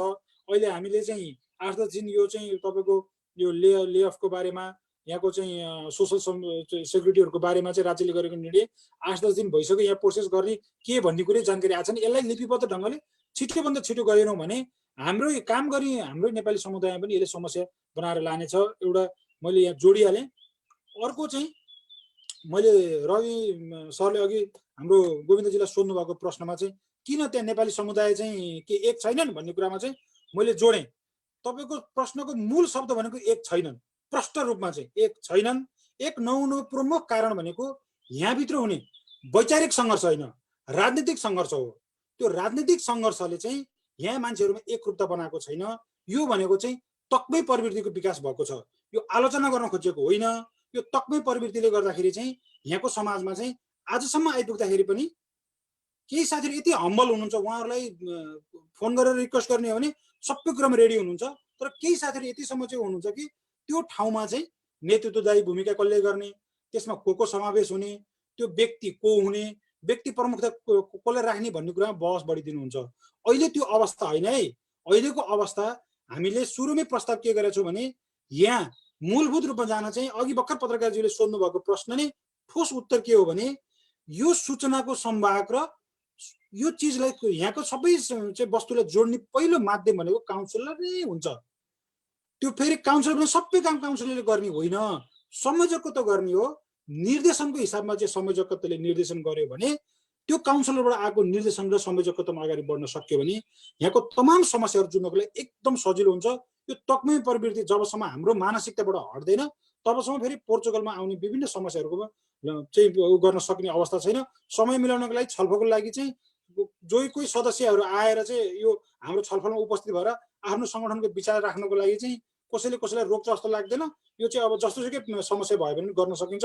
त्यही भएर मैले अझै पनि विशेष पहल के गरेँ भने हामी सबै म मेरो ठाउँबाट चाहिँ जिम्मेवार बनाऊ। त्यो भयो भने यो जुन सूचनाको कुराले गर्दाखेरि मान्छेहरू क्वारेन्टाइनमा जाने विषयमा, उपचारकै विषयमा, आफूलाई खोकी लाग्दाखेरि आफूलाई कुनै सङ्क्रमणको चाहिँ अहिले भर्खर इन्दिरा म्याडमले प्रष्ट रूपमा राख्नु भएको छ। यो रोग भनेको चाहिँ यसलाई भयावह स्थितिमा लिने कुरा होइन, तर योबाट सावधान चाहिँ हौँ भन्ने हिसाबले क्लियर पार्नु भएको छ। सिम्टम्सको बारेमा जानकारी दिइरहनु भएको छ। यो आजभन्दा 10 दिन अगाडि आउँथ्यो भने अझै राम्रो हुन्थ्यो। यो पहल हामीमा पुगेको थिएन रहेछ, अब पहल पुगेको छ आम नेपालीलाई चाहिँ जोड्नको लागि। किनभने यो प्रमुख त भाषा नै प्रमुख हुन्छ। भाषामा चाहिँ कसैले इङ्ग्लिसमा त्यो कुरा बुझ्दै भने पनि हामी नेपालीमा 25,000 नेपालीमा 5,000 नेपाली इङ्ग्लिस बुझौँला, अरूले बुझ्न सक्ने अवस्था छैन। त्यही भएर यसलाई नेपाली नै समष्टित गर्नको लागि चाहिँ पहल गरौँ भन्ने मेरो चाहिँ अनुरोध हो र जानकारी हो सर।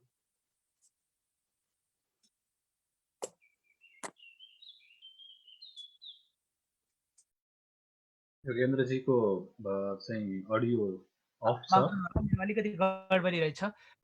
गोविन्दजीलाई मेरो प्रश्न, पोर्चुगलमा भएका तथ्याङ्कहरू अचम्मको भयो। राजदूतावासको एउटा तथ्याङ्क, वाणिज्य दूतको एउटा तथ्याङ्क, अनि गैर आवासीय नेपाली सङ्घ राष्ट्रिय समन्वय परिषदको एउटा तथ्याङ्क अनि पत्रकारहरूको एउटा तथ्याङ्क गर्दा जुध्यो।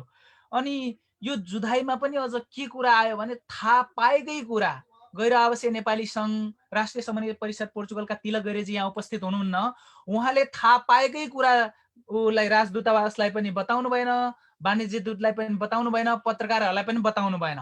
तर एउटा छलफलमा आएपछि उहाँले 11 जना हो सङ्क्रमित भनेर उहाँले बोल्नुभयो। अनि 18 जना यहाँ शान्त रहेको कुरा उहाँलाई थाहा छैन रहेछ, 19 जना रहेछ भन्ने कुरा त्यो प्रमाणित भयो। जस्तो उहाँ मोहनजीले पनि ऊ शान्त रहेको ऊ चाहिँ आएको छ, तथ्याङ्क आएको छ भन्नुभयो। त्यस पछाडि पनि अरू 3 जनाहरू थपिनुभयो। यो तथ्याङ्कहरू एकरूपता कसरी बनाउन सकिन्छ होला पोर्चुगलमा? सबैजना समन्वय, सहकार्य, सहयोग गर्दै महामारीमा अगाडि कसरी बढ्न सकिन्छ होला? म्युट छ, तपाईँको म्युट छ। क्वेसन प्रदीपजीलाई हैन? धन्यवाद। यो तथ्याङ्क एकरूपता नआउनुको पछाडि के छ भन्नुहुन्छ भने विभिन्न तथ्याङ्क लिँदा विभिन्न स्रोतहरू चाहिँ विभिन्न खालका छन्। अब गैर आवासीय नेपाली सङ्घको अध्यक्षलाई चाहिँ केही साथीहरू सम्पर्क गर्नुभयो, यहाँ समस्या छ भन्नुभयो, त्यो अनुसार गैर आवासीय नेपाली सङ्घको अध्यक्षले चाहिँ एउटा तथ्याङ्क चाहिँ आफूले बाहिर ल्याउनुहुन्छ। अब पत्रकारहरूले चाहिँ विभिन्न स्रोतबाट पत्रकारहरूलाई एउटा सूचनाहरू आएका हुन्छन्, त्यो चाहिँ ल्याउनुहुन्छ। अब कन्सुलरले चाहिँ इमेल मार्फत चाहिँ जुन जुन सूचनाहरू आएका छन् त्यो ल्याउनुहुन्छ। अब फ्रान्सको पेरिस एम्बेसीले चाहिँ आफूसँग आएको सूचना बाहिर ल्याउने भयो। अब अब त्यसरी गर्दाखेरि के भने आफ्ना आफ्ना सूचनाका स्रोतहरू फरक फरक छन्। ती फरक फरक स्रोतहरू चाहिँ ले फरक फरक सूचनाहरू दिइरहेछन्। अब यहाँ समग्रतामा के देखिँदैछ भने हामी पनि दुविधामा यो कारणले छौँ कि कुन चाहिँ स्रोतले दिएको समाचार चाहिँ साँच्चीकै सही हो भन्ने कुरा छ। अर्को कुरा योसँग जोडिएको विषय अर्को के छ भने केही मान्छेहरू यस्ता चाहिँ सङ्क्रमितहरू यस्ता समेत भेटिए। अब इभन मैले अस्ति पोर्तोमा चाहिँ एकजनालाई समस्या परेपछि मैले पोर्तोमा त्यहाँ उसमा यो एसएन नम्बरमा चाहिँ फोन गरेँ 2424 र त्यहाँ चाहिँ फोन गरेर मान्छे पठाउँदाखेरि उनी चाहिँ के भन्दैछन् भन्दा यो कम्तीमा मेरो चाहिँ यो घरको कुरा प्लिज यसलाई बाहिर नल्याइदिनु होला भनेर भन्दै हुनुहुन्छ। अब उहाँको किन त्यो भन्दै हुन्छ भन्दा नेपालमा मेरो 75 वर्षको आमा एकदमै सिरियस हुनुहुन्छ, यो कुरा उहाँले सुन्नुभयो भने मात्रै पनि उहाँ चाहिँ सकिने सम्भावना छ भनेर भन्दै हुन्छ। अब र यो समस्याका हिसाबले चाहिँ यस्तो केही चाहिँ सूचनाहरू यसरी पनि लुकेका हुन सक्छन् अथवा केही त्यो चाहिँ देखिन्छ। तर पनि समग्रतामा सूचना लिनका निम्ति चाहिँ हामीले एउटा खालको चाहिँ संयन्त्र बनायौँ, एउटा खालको चाहिँ टिम बनायौँ भने अहिले हामीले जुन काम गर्न खोजिरहेका छौँ समग्र पोर्चुगलको हिसाबले त्यो टिम चाहिँ बनायौँ भने चाहिँ हामीले त्यसलाई अगाडि लैजानका निम्ति चाहिँ सहज ढङ्गले सहजताका साथ चाहिँ हामीले एउटा सूचना चाहिँ निकाल्न सक्छौँ र यसको चाहिँ त्यही भएर हामीले यो योजना बनाउनुपर्छ, यो कुरा चाहिँ अगाडि लैजानुपर्छ भनेर चाहिँ हामी लागिरहेका छौँ। त्यसले चाहिँ अब आउने सूचना चाहिँ अबका दिनमा बढ्ने सूचना चाहिँ त्यो ढङ्गले आओस् र जसले सूचना पाउँदा पनि त्यो कुरा चाहिँ कम्तीमा त्यो ग्रुपमा छलफल होस्, यस्तो खालको समस्या छ भन्ने कुरा चाहिँ रहोस् भन्ने अब चाहिँ हामी प्रयत्न गर्नुपर्छ। हिजोसम्म के भयो एउटा खालको समस्या रह्यो, त्यो अब चाहिँ त्यो समस्यालाई अगाडि बढ्न दिनु हुँदैन। अब चाहिँ समस्या चाहिँ एकै ठाउँमा एउटै खालको सूचना सबैले बाहिर ल्याउँ भन्ने कुरा चाहिँ हुनसक्छ, त्यस्तो गर्नुपर्छ। तर मोहन कुमार थापाजी, तर पत्रकारहरूले समाचार लेख्दा सकेसम्म नेपाली वाणिज्य दूतले उल्लेख गरेको कुरा, गैर आवासीय नेपाली सङ्घ राष्ट्रिय समन्वय परिषदले उल्लेख गरेको कुराहरू स्रोत बनाउँदै समाचार लेख्न पाए राम्रो हुन्थ्यो नि, बढी सवाल हुनु हो। तर योगेनजी किन योगेनजी म यो कुरामा अलिकता यहाँलाई भन्न मेरो कुरा प्रस्ट्याउन चाहन्छु। हजुर यहाँ 6-7 वर्षदेखि हुनुहुन्छ, अधिकांश मान्छेहरू यहाँ गोविन्दजी हुनुहुन्छ, हामीहरू छौँ बसिरहेछौँ 3-4 वर्षदेखि। अलिकति म जोडेँ, चेतनादेखि लिएर यहाँसम्म आउँछु। मैले मेरो छोरीको आएको 2 वर्ष भयो एसएनएस नम्बर अस्ति शुक्रबार अप्लाई गरेँ मैले, जब महामारी पर्यो अनि चाहिँदो रहेछ है भनेर मैले सुरु गरेँ। हेर्नुहोस् अवस्था यो छ, त्यसकारण कसले गरे कि गरेन भन्ने अझ त्यहाँ पछाडि जाउँला। अब यहाँ मैले के आउँछु भने जस्तै न्युजको कुराहरू, जस्तै मैले कतिपय कुरा न्युज हजुरसँग लिएर राखिरहेको छु यहाँ। अब त्यो भनौँ कि नभनौँ भन्ने पनि भइरहेछ मलाई। नभनौँ भने पत्रकार महासङ्घको सभापतिले दिया हुन्छ यहाँ, अनि अर्को ठाउँमा अर्को न्युज आइरहेको हुन्छ, अनि सरकारी तहबाट पठाउँ भने अस्ति सोमबार के अरे बुधबार यहाँको परराष्ट्र मन्त्रालयले यहाँको स्वास्थ्य मन्त्रालय लेखेको इमेलको जवाफ आजसम्म आएको छैन। त्यसकारण हामीहरूलाई आउने अधिकारी, जस्तै मैले नै हजुरलाई अहिले दिएँ भने, अहिले तथ्याङ्क दिएँ भने भोलि के हुन्छ, जस्तै तपाईँको उहाँ हामी फारोमा गयौँ 19 जना सङ्क्रमित नेपालीहरू हाहाकार सारस हो। कसले भन्यो भने यहीँको मिडियाले हाल्यो, त्यही मिडियालाई सम्प्रेषण गरियो, हामी गयो 3 जना रहेछन्। सँगसँगै म अर्को पनि जोड्छु हजुरलाई, यसलाई कति यो महामारीको अवस्थामा कतिपय कुराहरू हामी सेन्टिमेन्ट पनि हुने होइन जस्तो लाग्छ होइन। तपाईँको क्वारेन्टाइनमा बसेको छ, म आज ढेँडो र सिस्नो खान्छु भने त भएन नि। राज्यले न्यूनतम दिने कुराहरूमा आफू कसरी बाँच्न सकिन्छ त्यति बेला यो हुने कुरा भन्ने लाग्छ।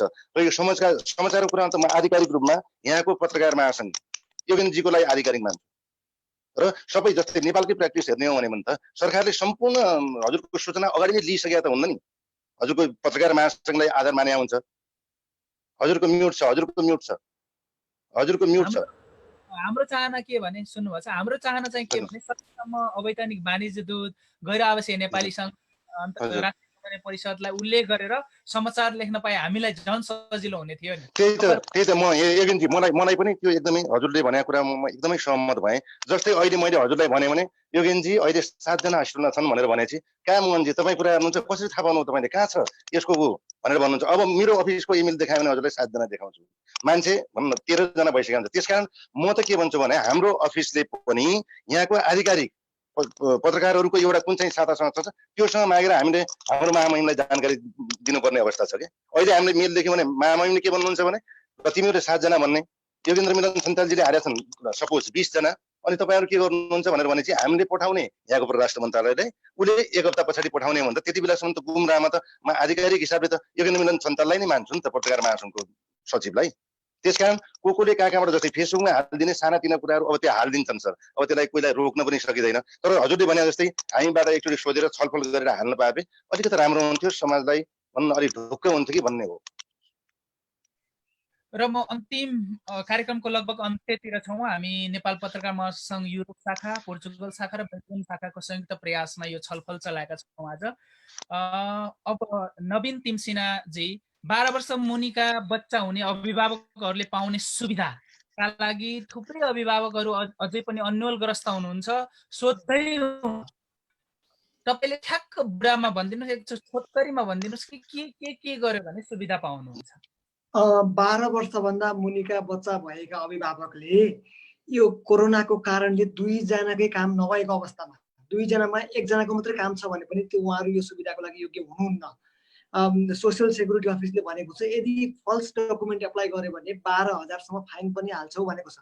त्यसकारण यदि 2 जनाकै काम छैन भने उहाँहरूले मलाई सम्पर्क गर्नुहोला, अथवा उहाँले गुगलमा पनि सर्च गर्न सक्नुहुन्छ। मोडल GF 88 DGSS भन्ने एउटा फारम छ, 2 पानाको फारम छ, त्यहाँ विवरणहरू लेखेर इमेल गर्नुभयो हुन्छ। उहाँहरूले पनि अहिले सबै कुरा भनेको इमेल मार्फत नै सोसियलमा कम्युनिकेसन गर्ने हो। यो फारम भरेर एप्लाई गर्न सक्नुहुन्छ। उहाँले 2 जनाकै काम छैन भने है, 2 जनाकै काम नभएको हुनु पर्यो, बच्चा भएको प्रुफ हुनु पर्यो, बच्चा घरमा भएको प्रुफ हुनु पर्यो। अनि काम नभएका अथवा काम नगरेका अथवा नयाँ आएकाहरू आफै जीविकोपार्जन गर्नु पर्यो। अब अहिलेसम्म अघि नै मैले भनिसकेँ, सेफ इन्ट्रीको सेफको सर्टिफिकेट भएकाहरू सबै यो एप्लाई गर्नको लागि योग्य हुन्छन्।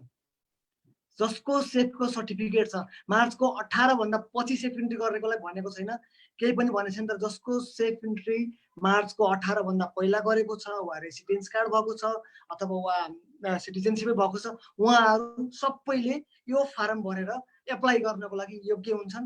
एप्लाई गरेर एक्सेप्ट गर्ने नगर्ने भन्ने कुरा सबैको क्राइटेरिया अनुसार हुन्छ। उनीहरूले सोसियलमा कति कन्ट्रिब्युसन गरे त्यो अनुसार हुन्छ। पहिला सबै कुरा हेर्छ। पर्सनली केस फरक छन्। एप्लाई गर्नको लागि इमेल नै गर्नुपर्छ।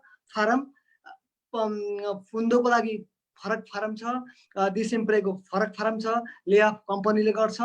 छोटकरीमा म फेरि पनि भन्न चाहन्छु, कन्ट्र्याक्ट क्यान्सल नभएकोहरूको ले अफ कम्पनीले गर्छ, कामदारले केही पनि गर्नु परेन। फुन्दो एप्लाई गर्नको लागि 5044 मोडलको फारम र सेन्ट्रो इम्प्रेको फारम भरेर इमेल गर्नु होला। बच्चाको लागि पनि यही मोडल GF 88 फारम भरेर इमेल गर्नु होला। प्रोसेस यही नै हो। अहिलेको पहिलाको र अहिलेको प्रोसेस फरक छ, यही नै हो प्रोसेस। र म इन्द्रियाजी कहाँ आउँछु। अब कसैलाई योगेन्द्र सर, तपाईँ बोल्दै गर्दा सरी माफ चाहन्छु, अलिकति जानकारी म अलिकति ढिलो आएँ यो टेक्निकली। हाम्रो पोर्चुगल NRN को तर्फबाट कोही साथीहरू हुनुहुन्न के आज? योगेन्द्र सर यहाँ हुनुहुन्न, तपाईँ हुनुहुन्न कोही पनि? अनि किन यस्तो भयो होला? अलिकति तपाईँ आफैले चाहिँ यहाँ अलिकति सबैले हेरिराख्नु भएको छ, किनभने पोर्चुगल NRN र त्यहाँ भएका कतिपय समाचारमा आएको कुराहरू बारे पनि आज सोधौँ भन्ने चाहिँ थियो साथीहरूको, होइन? स्वाभाविक रूपमा सामाजिक संस्थाहरूमा भएका व्यक्तिहरू यहाँ भएका नेपालीहरूप्रति उत्तरदायी हुनुपर्छ। उहाँहरूले जिम्मेवारी वहन गर्नुपर्छ।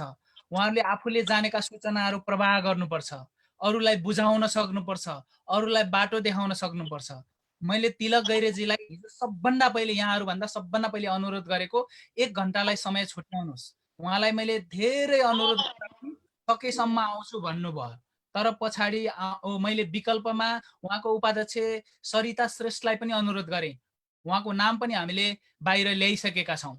अनि सरिता श्रेष्ठ अन्तिममा आएर फोन सम्पर्क भन्दा पनि बाहिर रहनुभयो र मेसेज सम्पर्क भन्दा पनि बाहिर रहनुभयो।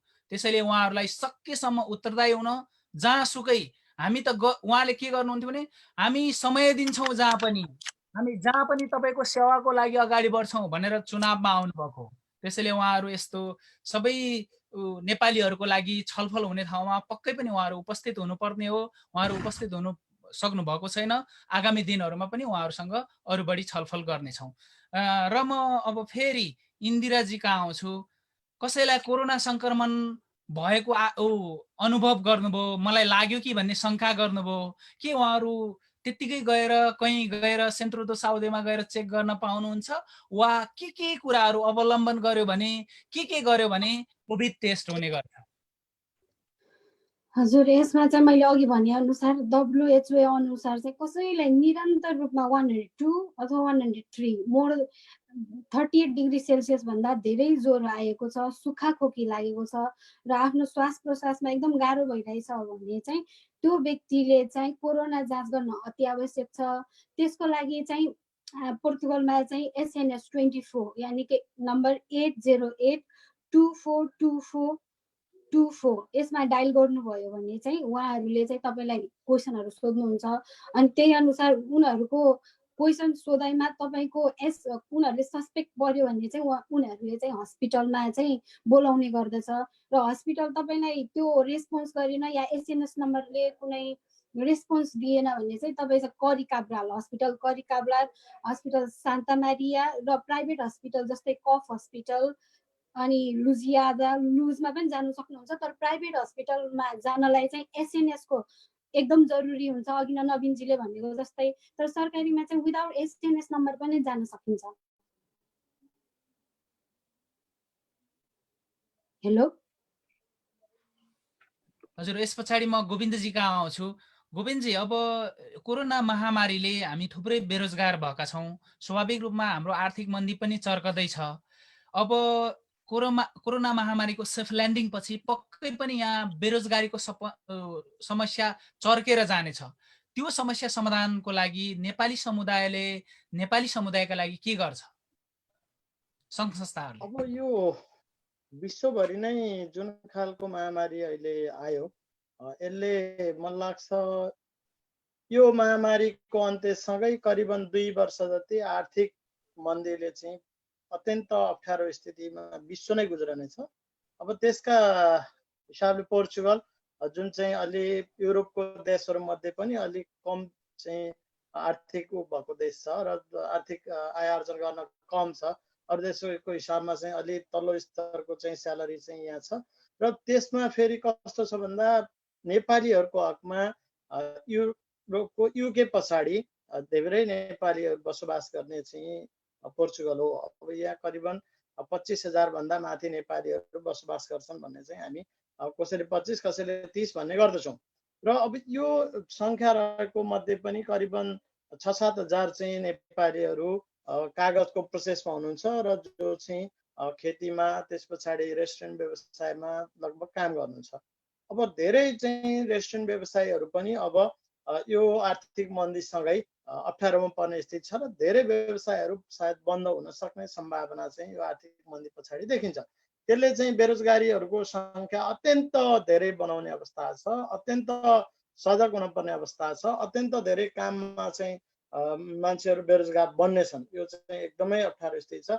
यसका निम्ति बृहत योजना बनाइएन भने अथवा बृहत खालको चाहिँ आफैले पनि अब युरोप बस्ने अथवा विदेशमा बस्ने धेरै साथीहरूले यो आफै पनि केही कुरा चाहिँ गर्नुपर्ने अवस्था चाहिँ छ। जस्तो तपाईँलाई म उदाहरणका निम्ति भन्न चाहन्छु, 2011-12-13 तिरको क्राइसिसको बेला पोर्चुगलमा चाहिँ तपाईँ हामी चाहिँ जो बसिरहेका थियौँ त्यो बेला हरेक मान्छेहरूले चाहिँ तपाईँ 5-7 हजार 8-10 हजार युरो चाहिँ खर्च नगरेका धेरै मान्छेहरू चाहिँ कम छन् होइन। 2007 मा उनीहरूले 2800-2025 चाहिँ तिरेर कन्ट्याक्ट किनेर बसेका मान्छेहरू छन्। अहिले चाहिँ पोर्चुगल हकमा के छ भने काम पाइने अवस्थासम्म चाहिँ सिर्जना भएको थियो र काम पाइन्छ भन्ने एउटा खालको वातावरण बनेको थियो। त्यो खालको इन्भाइरोमेन्टमा अगाडि जाँदै थियो। तर यो महामारीले फेरि चाहिँ हामीलाई पछाडि ब्याग धकेल्न सक्ने सम्भावना छ। त्यसका निम्ति आफै पनि चनाख हुनुपर्ने छ र यहाँ भएका साथीहरूले पनि आफ्नो जागिरलाई कसरी सुरक्षित गर्ने। जस्तो ब्राजिलियनहरू त्यही कम्पनीमा 10 जना कामदार काम गर्छन्, 6 जना नेपाली काम गर्छन् भन्दा निकाल्ने परिस्थितिमा ब्राजिलियनहरू धेरै निक्लन सक्ने सम्भावना चाहिँ बनाउने कुरा चाहिँ कामदारहरू आफैले पनि अब गर्नुभएको छ र धेरै त्यति ठुलो रूपमा चाहिँ नेपालीहरू निकाल्छ भन्ने चाहिँ होइन। अब कम्पनी बन्द हुँदा चाहिँ नेपालीहरू निक्लन सक्छन् तर कामदारहरू चाहिँ चोइस गर्ने अवसरमा चाहिँ नेपालीहरू चाहिँ कम निक्लने हुनसक्छ। अब खेतीका कामहरू चाहिँ त्यति धेरै अप्ठ्यारो नपर्ला। रेस्टुरेन्ट व्यवसाय लगायतका अरू केही व्यवसायहरूमा चाहिँ होटलहरू रेस्टुरेन्टहरूको व्यवसाय चाहिँ 1.5 वर्ष चाहिँ यसले अप्ठ्यारो पार्नेछ र यसका निम्ति बृहत योजना बनाउनु पर्ने पनि छ। अब स्वयं यसका निम्ति विभिन्न यो हामी चाहिँ यो पनि छलफल गर्नेछौँ अबको यो के अरे कार्यक्रममा चाहिँ यो बैठकमा कि यसलाई कसरी अगाडि बढाउँदा चाहिँ सजिलो हुन सक्छ भन्ने। अब त्यसका निम्ति स्वयं व्यक्ति पनि अब अलि धेरै चाहिँ सुरक्षित हुने आफ्नो कामलाई चाहिँ जोगाउनका निम्ति मेहनत गर्ने कुरा चाहिँ ध्यान दिनु जरुरी छ भने सङ्घ संस्थाहरूले अल्टरनेटिभ कामहरू खोज्नका निम्ति अब हामीले अहिलेसम्म के छ खेती गर्दाखेरि जसरी अप्ठ्यारो थियो, पछि खेतीका काम सुरु भएपछि कामदारहरू एउटा पाटो नै खेतीमा गएर अहिले कामको चाहिँ सहजता छ। त्यस्तै कामका क्षेत्रहरूलाई हामीले अलि फराकिलो बनाउनु पर्ने जस्तो छ। किनभने हामी रेस्टुरेन्ट व्यवसाय मात्रै अथवा मर्कादोमा मात्रै त्यस्तो ठाउँमा छ। जस्तो म अस्ति इङ्ल्यान्ड चाहिँ 2 महिना बसेँ, त्यहाँ बस्दा चाहिँ त्यहाँ भएर पनि हुन सक्छ। त्यस्तै यहाँ पनि हामीले कामका क्षेत्रहरूलाई अलिक फराकिलो ढङ्गले अलिक भित्र छिर्नुपर्ने। जस्तो एयरपोर्टमा 2-3 जना साथीहरू मात्रै काम गर्दै हुन्छ, त्यो कामको क्षेत्र त्यहाँ कसरी काममा छिर्न सकिन्छ, लिगल भएका साथीहरू त काम क्षेत्रहरू बढाउनु पर्ने छ भने त्यसलाई चाहिँ लिङ्क बनाउनका निम्ति सामाजिक अगुवाहरू जो चाहिँ अभियन्ता हुन्छ उहाँहरू चाहिँ प्रत्यक्ष रूपमा लाग्नुपर्ने देखिन्छ। म प्रदीपजी कहाँ आउँछु।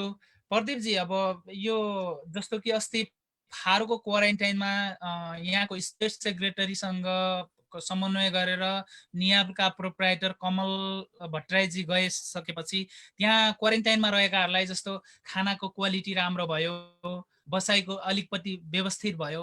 यस्तै गरेर हाम्रो नेपाली कम्युनिटीलाई पनि केही समस्याहरू आयो भने भविष्यमा आयो भने पोर्चुगिज निकायमा लबिङ गर्न, कुनै माग राख्न वा ध्यानाकर्षण गराउन सकिन्छ होला नि नेपालीले। त्यो चाहिँ त्यस्तो खालको संरचना कसरी बनाउन सकिन्छ होला जस्तो लाग्छ तपाईँलाई?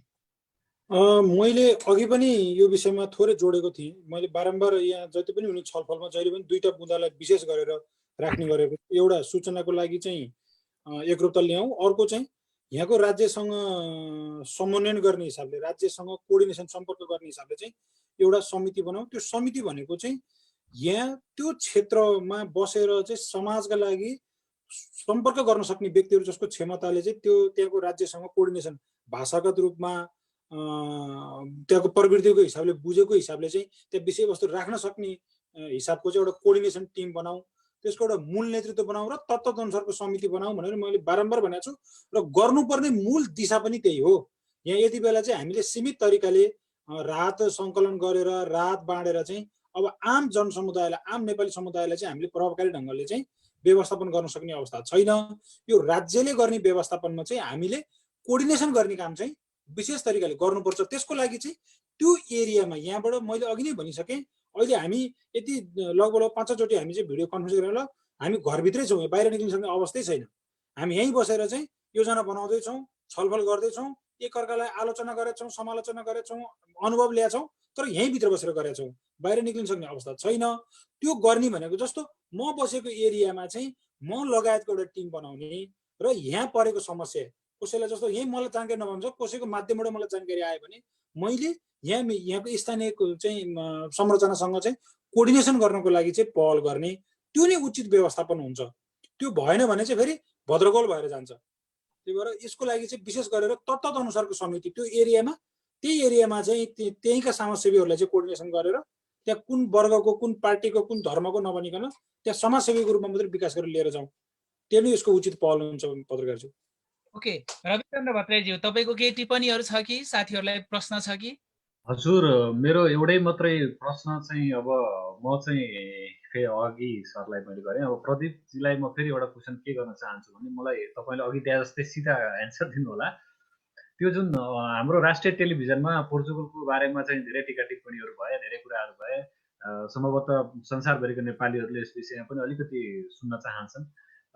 जुन पोर्चुगलमा नेपालीहरूलाई खानाकै समस्या छ भन्ने कुरा चाहिँ त्यसको तपाईँले कसरी खण्डन गर्नुहुन्छ, यस विषयमा तपाईँ के भन्नु चाहनुहुन्छ? धन्यवाद रवि सर। समस्या एक हदसम्म छ। एक हदसम्म कस्तो छ भने उहाँकै विषयमा बुझ्नुहुन्छ भने मलाई भन्दा अझ बेटर तपाईँले जानकारी दिइसक्नु भयो होला, योगेन्द्रजीले अझ बढी जानकारी छ। उहाँ केही समयदेखि बेरोजगार भएर बस्नु भएको छ। पोर्चुगलको सामान्य जागिर गर्ने मान्छे, म जस्तो सामान्य जागिर गर्ने व्यक्तिको चाहिँ बेसिक बचत भन्ने कुरो लगभग 0 हो। हामीले महामारी आउनको लागि सायद 6 महिना अगाडि भन्थ्यो भने बल्ल बचत गर्न थालिन्थ्यो होला। यो त 15 दिन अगाडि थाहा भयो नि त महामारी आउँदैछ, या 1 महिना अगाडि थाहा भयो। त्यही भएर यहाँका आम जनतासँग बचत भन्ने कुरा छैन। त्यो बचत नभइसकेपछि चाहिँ यहाँको राज्य, यहाँको त्यो काम दिने जो इम्प्लोयरहरू छन्, त्यो इम्प्लोयरहरूले चाहिँ उनीहरूलाई बिना जानकारी कामबाट निकालिदिने, विशेष गरेर हाम्रै नेपाली समुदायभित्रका चाहिँ काममा लगाउने चाहिँ एजेन्सीहरू छन्, त्यो एजेन्सीहरूले चाहिँ अब काम नचल्ने भयो भने कामबाट निकाल्दैन या काममै नलिने अवस्था भएको भएर उहाँहरूसँग कन्ट्याक्ट पनि छैन, आफूसँग बचत पनि छैन। अब त्यो खाने चिज फेरि लिमिट भएको भएर अधिकांश ती खालका वर्गका मान्छेहरूलाई चाहिँ फेरि खानकै लागि समस्या चाहिँ छ। त्यो खानको लागि समस्या छ, तर खानको लागि समस्या चाहिँ फेरि त्यो हिसाबमा छैन जुन हिसाबमा चाहिँ अहिले जसरी चाहिँ एकदम सडकमै गएर गर्नुपर्ने या चाहिँ रुनै पर्ने अवस्था चाहिँ फेरि पनि होइन। किनभने यहाँको राज्यले केही हदसम्म व्यवस्थापन गरेको छ। त्यो व्यवस्थापन भनेको चाहिँ कोअर्डिनेसनको हिसाबले हामीले गर्नुपर्छ। सङ्गठनसँग आबद्ध भएका यो जो समाजसेवा गर्न भनेर बसेका साथीहरूले गर्नुपर्छ, त्यो पहिलो भूमिका त रह्यो नै। तर त्यो कोअर्डिनेसन चाहिँ फेरि गर्न चाहने हो भने खानकै लागि फेरि समस्या रहँदैन। र अहिले फेरि तत्काल चाहिँ फेरि हाम्रो नेपाली समुदायहरू पनि एक आपसमा खानको लागि चाहिँ ल है, उहाँ मिडियामा गएर विषयवस्तु राख्नुभन्दा पहिला यहीँको कम्युनिटीलाई चाहिँ फेसबुक माध्यमबाटै भन्नुभएको भए पनि उहाँको केही न केही समस्याको समाधान चाहिँ हुन्थ्यो। त्यो हिसाबले चाहिँ खानकै लागि रुनुपर्ने, त्यसरी राष्ट्रिय मिडियामा गएर रुनुपर्ने अवस्था त छैन सर। तर फेरि खानको लागि समस्या चाहिँ उनीहरूसँग पर्याप्त नहुने स्थिति चाहिँ भयावह हुँदै गएको छ। त्यो चाहिँ यथार्थ हो। र हामी कार्यक्रमको लगभग अन्त्यतिर छौँ। अब हामीले सोध्न नसकेका अथवा हामीले सोध्न बिर्सेका तपाईलाई भन्नु लाग्ने कुराहरू आफ्नो पोइन्टमा राख्नु होला। म नवीनजीलाई अनुरोध गर्छु, एकदमै छोटोमा 2 पोइन्ट मात्र राख्नु होला। हुन्छ। अब सर्वप्रथम त अब यो महामारीसँग जुझ्नको लागि हामी अथवा म व्यक्तिगत रूपमा म जहाँ जस्तो सुकै अवस्थामा पनि मैले सकेको सहयोग गर्न म तयार छु। साथीभाइका कागजी कामका लागि कुनै पनि कुराहरू रोकिँदैनन्। तपाईँहरू कुनै पनि दुविधामा हुनुहुन्छ भने मलाई फोन गर्नुहोस्, म्यासेज गर्नुहोस्। म्यासेज 1 दिनमा रिप्लाई गर्न नसकौँला, 2 दिनमा रिप्लाई गर्न नसकौँ, तपाईँहरूको काम म गर्छु घरमै बसेर भए पनि। तपाईँहरूलाई उचित सरसल्लाह म दिन्छु। तपाईँहरू त्यो सुविधाबाट कहिले पनि वञ्चित हुनुहुने छैन। अब त्यसभन्दा पछाडि अहिले भन्नुपर्ने कुरा त सबैभन्दा ठुलो आफू स्वस्थ रहनुहोस्, आफ्नो ख्याल आफै राख्नु होला। अब उसलाई सहयोग गर्ने भन्दा पनि सबैभन्दा पहिला आफू संयम हुनु। आफू म अब 2-3 महिना पछिसम्म यस्तै भयो भने कसरी बाँच्न सक्छु त्यो अनुसारले सोच्नुहोस्। त्यो अनुसार पनि कसै भएन भने यहाँ सहयोग गर्ने साथीहरू, सङ्घ संस्थाहरू, एनआरएन, कन्सुलेट, विभिन्न राजनीतिक सङ्घ संस्थाहरू, विभिन्न जिल्लाका समुदायहरू, विभिन्न साथीभाइका सङ्गठनहरू सबै त छँदैछन्। त्यही भन्न चाहन्छु। धन्यवाद। यसै गरी छोटकरीमा हाम्रा इन्दिरा व्यञ्जनकारज्यू। हजुर, म के भन्न चाहन्छु भने रोग लुकाएर नराख्नुहोस्। तपाईँलाई केही लक्षणहरू देखिएमा मैले अघि नै भनेको SMS नम्बर, त्यसमा फोन गर्नुहोस्। त्यसमा पनि रेस्पोन्स दिएन भने मैले भनिसकेँ, इमर्जेन्सी हस्पिटल करिकाब्राल वा सान्ता मारिया इमर्जेन्सीमा SMS नम्बर अथवा आफ्नो आइडेन्टिटी कार्ड लिएर जानुहोस्। र अर्को भनेको एक अध्ययनले चाहिँ भाइरसलाई तातो पानीले मार्छ भनेर दाबी गरेको छ। त्यसैले नियमित रूपमा तातो पानी खानुहोस्। यो भाइरसको कुनै खोप र औषधिहरू बजारमा आएको छैन। त्यसैले धेरै मात्रामा पानी पिउनुहोस्। पानी पिउँदा भाइरसहरू चाहिँ पखालिँदै जान्छ। र अर्को भनेको नियमित रूपमा व्यायाम गर्नुहोस्, मनोबल बलियो बनाउनुहोस्, अनि सकारात्मक सोचहरू राख्नुहोस्। र कुनै समस्या, हेल्थ समस्या, स्वास्थ्य समस्या भयो भने मलाई मेसेन्जरमा मेसेज गर्नुहोस्। म कुनै हदसम्म तपाईँहरूको स्वास्थ्य समस्या समाधान गर्न ट्राई गर्नेछु, कोसिस गर्नेछु। र अनावश्यक रूपमा बाहिर ननिस्किनु होला। र आफू बचौँ र अरूलाई पनि बचाउने प्रयास गरौँ। हामी तपाईँहरूकै लागि लडिरहेका छौँ। धन्यवाद। यसै गरी छोटकरीमा आफ्नो भन्ने राख्न अन्तिममा प्रदीप अधिकारीजी।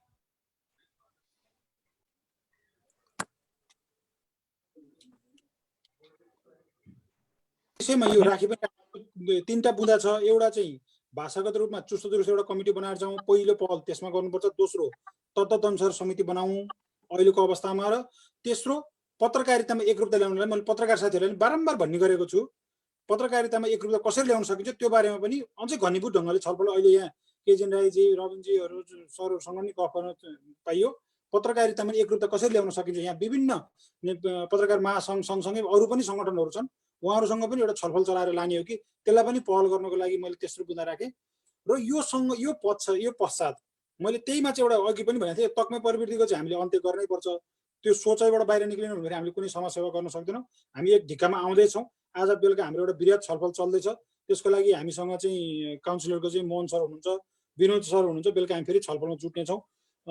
यो 3टा बुँदा मैले राख्दै अब भविष्यको लागि चाहिँ योभन्दा भयावह स्थिति, अब तपाईँको इकोनोमिक क्राइसिसको बारेमा अघि गोविन्द सरले जुन विषयवस्तु राख्नु भएको छ, त्यसको लागि 2टा बुँदामा चाहिँ हामीले माइन्ड कन्सेप्ट यदि अहिले गरिराखेन भने फेरि पछि पर्छौँ।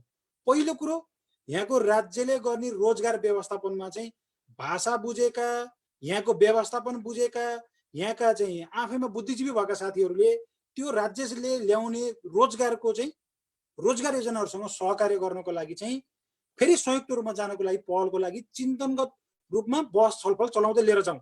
अहिलेदेखि नै त्यसको अभ्यास थालौँ, किनभने राज्यले ल्याउँछ, राज्य चलाउनु त पर्छ, राज्यले एउटा योजना त लिएर हाल्छ, त्योसँग कोअर्डिनेसन गर्ने एउटा पहल गर्नको लागि अहिलेदेखि नै वर्कआउट गरौँ। यही माध्यमबाट मैले भनेर म फेरि आगामी दिन भन्दै जानेछु।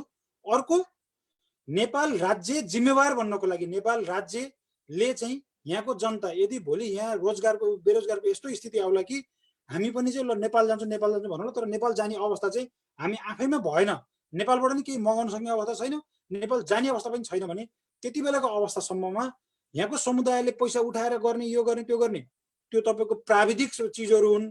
तर राज्य जिम्मेवार बनाउनको लागि चाहिँ यहाँ हाम्रो यो पोर्चुगलमा भएका विभिन्न सङ्घ सङ्गठनहरू जो राज्यसँग जोडिएर बस्नु भएको छ, उहाँहरूले पनि त्यो माध्यमको लागि चाहिँ राज्यलाई जिम्मेवार बनाउनको लागि अहिलेदेखि नै पहल गरौँ भन्ने 2टा बुँदा चाहिँ दीर्घकालीन रूपमा चाहिँ सोच्नको लागि आग्रह गर्दै मेरो विषयवस्तु टुङ्गै। हस्त, धन्यवाद।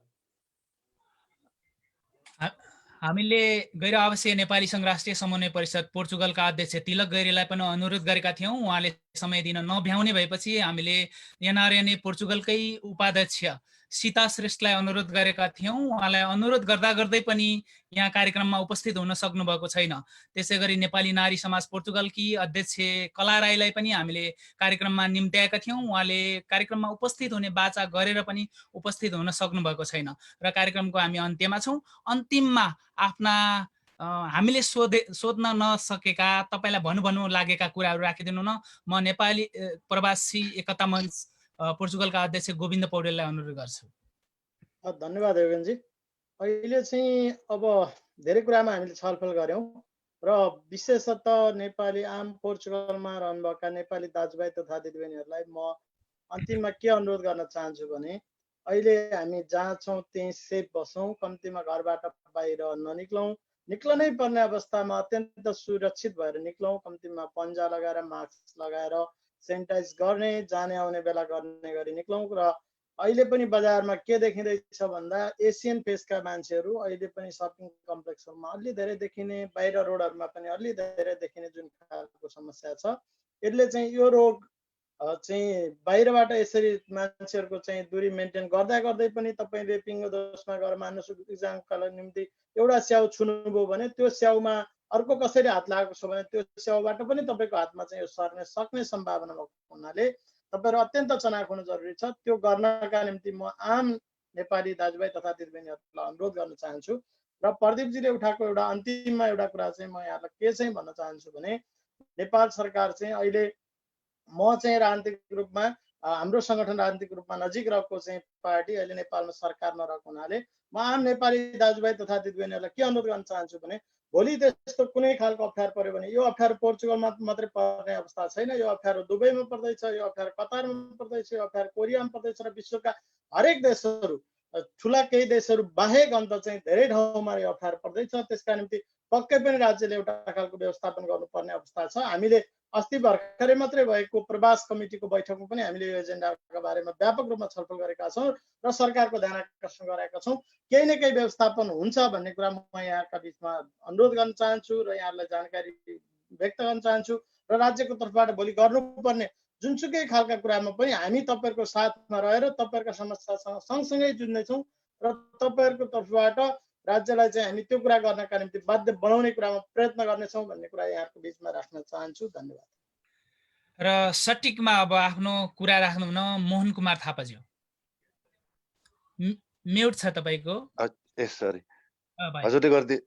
आज बिहान मात्रै मैले महामहिम हाम्रो राजदूत दीपक अधिकारी ज्यूसँग मेरो कुरा भएको थियो। उहाँले चाहिँ के भन्नुभएको थियो भने यही कुराहरूको सेरोफेरोमा हामीले हाम्रो सरकारी निकायका तर्फबाट गर्नुपर्ने सम्पूर्ण कुराहरू हामीले लेखेर पठाएका छौँ मोहनजी। त्यस्तो किसिमको केही आयो भने हामी तपाईँहरूलाई फरवार्ड गर्छौँ र त्यहाँको नेपाली समुदायहरूलाई हामीले जानकारी गराउँछौँ भनेर भन्नुभएको छ र हाम्रो तर्फबाट पनि हामीले गरेका छौँ। र अर्को कुरा योगेनजी, त्यहाँ हामीले लास्टमा हामीले एकचोटि नोटिस हाल्दाखेरि 196 को नम्बर हालिएको थियो। आज म यही मार्फत म 92 को नम्बर पनि दिन चाहन्छु। केही साथीहरूले चाहिँ 92 को नम्बर पनि भनेर भन्नुभएको छ। हामीले हटलाइन राखेका छौँ। यो दुई, एउटा त्यही नम्बर र अर्को यो 92 को नम्बर दिन्छु। यो लगभग हामी 24 आवर अलर्ट हुन्छौँ। यो नम्बर छ 920463547। यो लाइकाको नम्बर हो, किनभने धेरै साथीहरूले लाइका चलाउनुहुन्छ र सम्पूर्ण जति पनि इन्फर्मेसन छ म यहाँको परराष्ट्र मन्त्रालयबाट आउने बित्तिकै म पत्रकार महासङ्घलाई दिने जानकारी दिन्छु र अब आजका दिन आज एउटा छलफल हुँदैछ। मलाई लाग्छ त्यसले नेपालीलाई हामीले अरूले के गर्यो भन्दा पनि आजका दिनदेखि मैले के गर्ने भन्नेतिर एउटा प्रेरणा जाओस् भन्ने म चाहन्छु र यो कार्यक्रम आयोजना गर्नुभयो, एकदमै खुसी लागेको छ। धन्यवाद।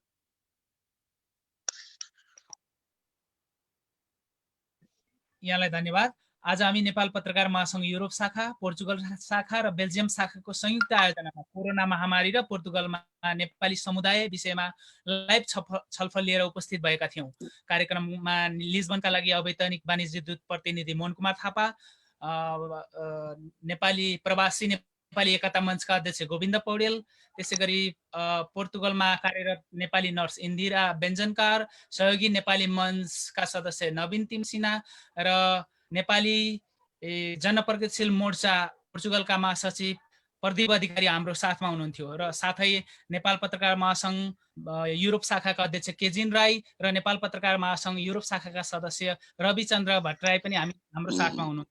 हाम्रो आजको प्रस्तुति यहाँलाई कस्तो लाग्यो? सल्लाह सुझाव र प्रतिक्रिया दिन नभुल्नु होला। फेरि अर्को कार्यक्रममा अर्को कुनै देशको छलफल लिएर हामी उपस्थित हुनेछौँ। आजलाई बिदा दिनुहोस्। नमस्कार। नमस्ते। नमस्कार, धन्यवाद। नमस्ते। नमस्कार। धन्यवाद। नमस्ते सबैलाई नमस्ते।